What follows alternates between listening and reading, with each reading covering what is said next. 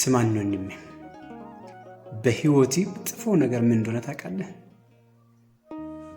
በህይወትህ መጥፎ ነገር፣ ከባዱ ነገር ተስፋ መቁረጥ ነው። በህይወትህ አለኝ ያልከው ነገር ተስፋ ስትቆርጥ ምን እንደሚያጋጥም ታውቃለህ? ጉልበትህን ታጣለህ፣ ብርታትህን ታጣለህ፣ ጉብዝናህን ታጣለህ፣ ዕውቀትህን ታጣለህ፣ ራስህንም ትጠላለህ። ለሰውም ለራስህም ያለን ፍቅር ታቀዘቅዛለህ። የመኖር ትርጉም ጠፋብሃል። ቀን ያጥርብሃል፣ ጨለማው ይረዝምብሃል። ታዲያ ከዚህ የከፋ የህይወት እንቆቅልሽ አለ? ከዚህ የከፋ ህይወትን የሚያጨልም አለ? ተስፋ ስትቆርጥ እምነትን ታጣለህ። ተስፋ ስትቆርጥ የትናንትና ማንነትን ታጣለህ። ተስፋ ስትቆርጥ የውሸት ማንነትን ትለብሳለህ። ተስፋ ስትቆርጥ ሰላምን ታጣለህ። ተስፋ ስትቆርጥ ደስታህን ታጣለህ። የደስታህ ምንጭ የሆነውን የሰላም ምንጭ የሆነውን ጌታህን ታጣለህ። ጌታን ካጣ ሰላም አይኖርም።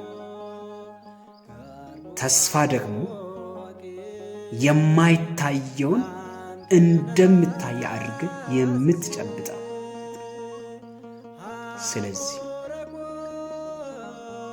ተስፋ መቁረጥ በህይወት ከባድ ፈተና ነው። ተስፋ የቆረጠ ሰው ሰላም የለውም፣ ደስታ የለውም፣ እረፍት የለውም፣ ብርታት የለውም፣ ጉልበት የለውም፣ አቅም የለውም፣ ዕውቀት የለውም። ተቀበዝባዥ ይሆናል።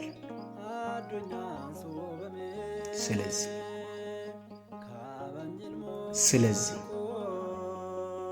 ተስፋ ቆርጠህ ካለ ተስፋህን እንድትለመልም የምትፈልግ ከሆነ ተስፋህን የሚያለመልምልህ የተቆረጠውን የሚቀጥልልህ አንድ አምላክ አለ። እሱ የተስፋችን ምንጭ፣ እሱ የረፍታችን ቦታ ነው። እሱ የደስታችን ምክንያት ነው። ወደሱ መጠጋት፣ ወደሱ መቅረብ፣ ወደሱ መሸሸግ ከምንም በላይ ሰላም ይሰጣል። በሱ ስር መደበቅ፣ በሱ ስም መኖር ከሁሉም በላይ ደስታን ይሰጣል። የደስታዬ ምንጭ ሆይ፣ የፈወስከኝ ያዳንከኝ ክርስቶስ ሆይ፣ ተስፋ ስለሆንከኝ አመሰግንሃለሁ።